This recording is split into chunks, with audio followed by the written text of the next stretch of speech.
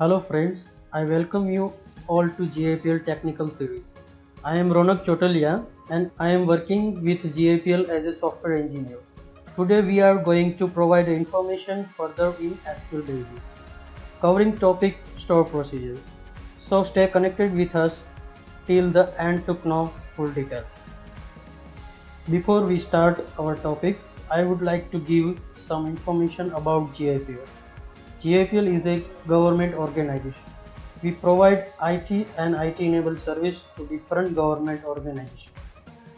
We provide informative videos about government software and latest technological tutorials. To get latest videos, please press the bell icon and subscribe to our channel. Now let's start our topic. Let's see these examples. Now I have this table called TBL employee, which has got ID, name, gender and department ID columns. Let's say I want name a gender of an employee. So we type in select name, comma, gender from TBL employee. Every time I want a name and gender of employee, I have to write this query. Instead of that, what we can actually do is wrap this query inside a store procedure and call that store procedure rather you having to write this query again and again. In order to create a store procedure, we use create procedure command. So create a procedure and then you have to give this procedure a name.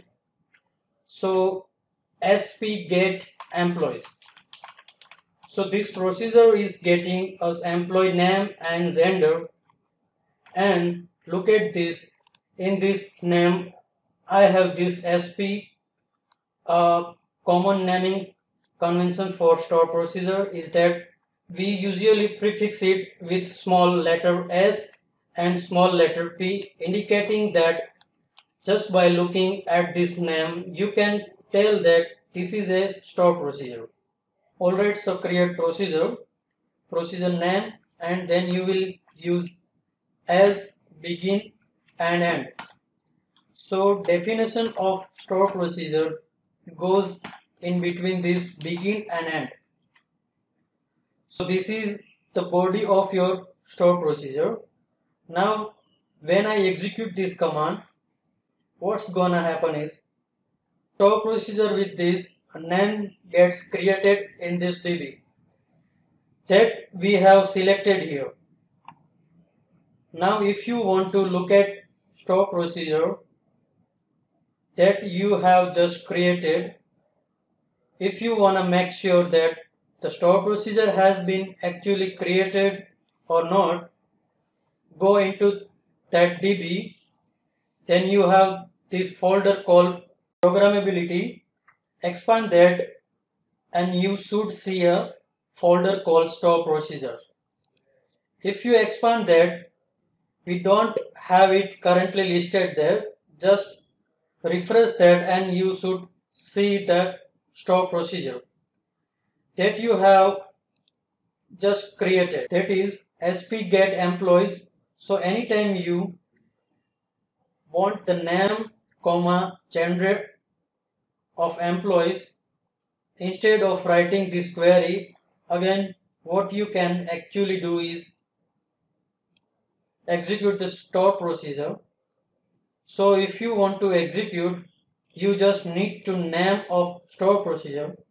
So what happens when I execute this store procedure? To execute store procedure, you just highlight that and click execute, and you get the name and gender. You don't have to write the query anymore. You might be wondering, it's a very simple query. Why don't I write it rather than having to create this procedure and then invoke it? Now this procedure may be simple. In reality, the procedure will be long enough that they are procedures with 3000 of line, for example. And not only that, there are several other benefits of using store procedure. from security to reducing network traffic, etc. So we use create procedure or create proc statement to create stop procedure. When you can create procedure, or you can just say create proc for shortcut. We have seen how to execute the stop procedure. You just copy the name of stop procedure and you click this execute button, and what happens? The SQL statement within that stop procedure gets executed. The SQL statement within that stop procedure get executed and returns the name and gender columns. So that's one way to execute it. Or you can use the exit keyword and then click this, or you can use the full execute keyword and again press F5, or you can also graphically execute stop procedure. Just right click on stop procedure and select execute current statement,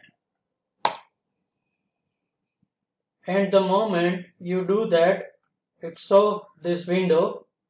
This procedure doesn't have any parameter, otherwise you will have to supply the value for the parameter. Now when I click OK, it executes stop procedure. So those are the different way to execute stop procedure. In the similar manner, stop procedure can be created by input and output parameters as well. So we have seen how to create a simple stop procedure and how to execute them as well. The stop procedure definition that we have created: create procedure name as begin and then our query. This is one way to look at the definition of stop procedure. And the other way is to use system stop procedure. The procedure that we have created here is user defined procedure. Now SQL Server has some system stop procedure defined, and we use it for certain tasks. For example, I want to find the text of stop procedure. How do I do that? I can use the stop procedure called sp underscore help text, and then if I pass in the name of the stop procedure, there sp get employees, and then when I select them together and execute this, look at this, I get the text of my stop procedure. And then copy that, paste it here, and see how does the implementation of the stop procedure look like. Now whenever we name user defined stop procedure, Microsoft recommended not use sp underscore in a prefix for user defined stop procedure, because the system stop procedure have that prefix. Now if you happen to use sp underscore prefix for your user defined procedures, there are two problems. Number one, there will be a ambiguity between user defined stop procedure and system defined stop procedure. Just by looking at the name is not enough. We cannot judge if this is a user defined stop procedure or system defined stop procedure. And another problem with future release in SQL Server version, there may be name conflicts. If you create a sp underscore get date and in future release there is a system stop procedure which is similar name sp underscore get date, it's gonna conflict with the user stop procedure. To avoid problems like this, it's always better not to prefix a stop procedure with sp underscore prefix.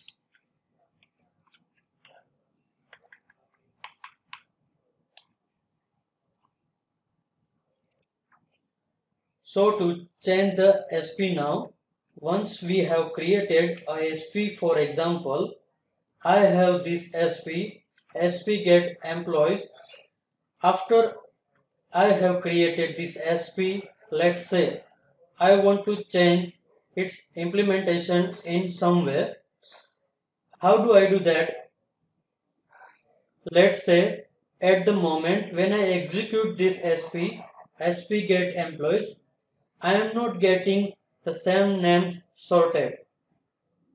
I want them to be sorted. How do I do that? I will use the order by clause. So order by name. So I am changing the implementation of the SP. If I execute this create procedure once again, look at this. We get an error stating that there is already an object name SP get employees. Why? Because we already have that and we are trying to create that again with the same name. So obviously we get that here. Our intention here to change the definition of that SP and not to create another SP.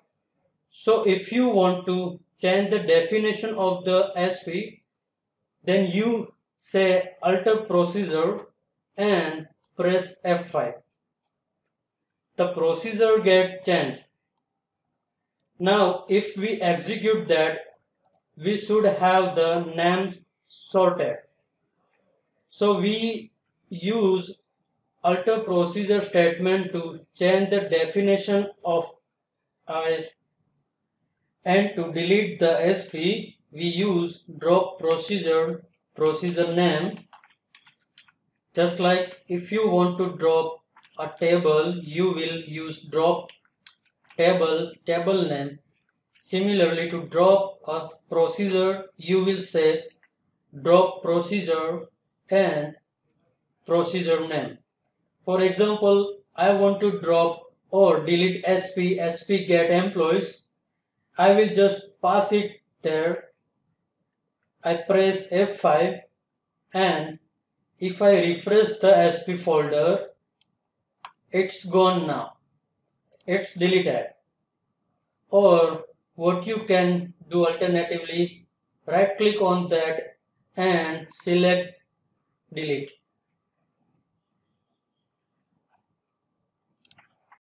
Today we have covered following topic in SQL Basics. Store procedure. Hope all this information was helpful to you. Thank you for watching us.